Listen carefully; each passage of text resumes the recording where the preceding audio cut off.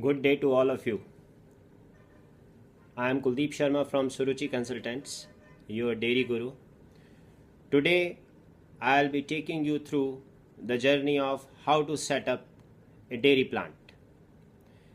This is the second video in the series on how to set up a dairy company or how to enter into dairy business. So today I'll be talking about the 5 most important points which you need to consider before entering into this fabulous business. The first point which I all the time impress upon is, what's your big reason to enter into this particular sector?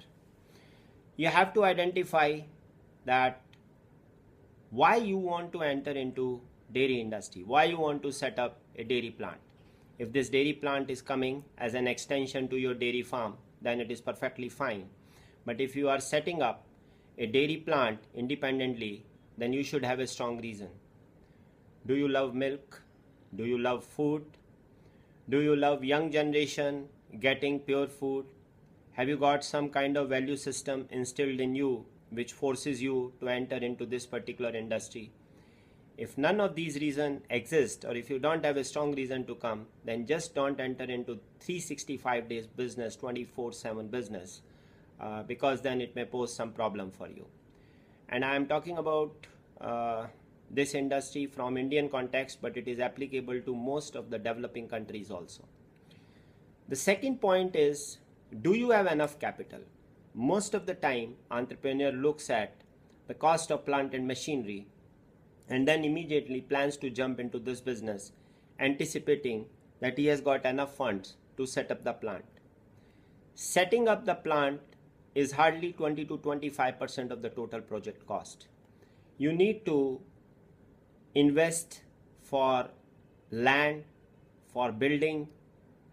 You need to invest in procurement system because you are not producing milk on your own. You have to procure it from outside. A good quality milk if you want to really create a dent in this industry. You have to have enough provision for working capital as well as for promotion, because whatever is available, whatever is visible, only those things are going to sell. The third point is that whenever you are setting up this particular plant, a couple of you have got some piece of land at your disposal. You need to check the land in terms of what kind of arrangements are there for effluent disposal. Pollution is going to act very hard on this industry. Maybe we will be reaching a time when dairy will become a zero discharge industry. So for that matter, try to have as much of land as possible and look into that what is the way in which your treated effluent will be disposed of from your plant. The fourth point is that this industry, if you are setting up at a small scale, when I say small scale, I am saying say up to 10,000 liter, 1,000, 2,000, 5,000, 10,000 liters per day kind of capacity. Then in India in particular, small towns with a population of anywhere from 20,000 to 200,000, which could be close to 5,000 to 6,000 in number, they are the best location for setting up these small plants, particularly if you want to sell milk only. But if you want to set up it in some mini metro or near metro, then minimum size which you should look forward to is 50,000 liters of milk per day. And the last point is that whatever your product mix is, you have to see that milk selling is a low margin business. So in that particular case, it would be good if you look for a kind of product mix in which milk will become only 70% of the total sales.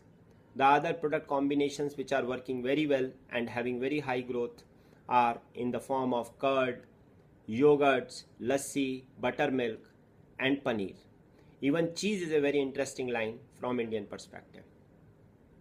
So consider these 5 points before setting up this project and contact us, and we will help you take your project further, and we will help you give you any kind of clarity if you require on this subject. Thank you.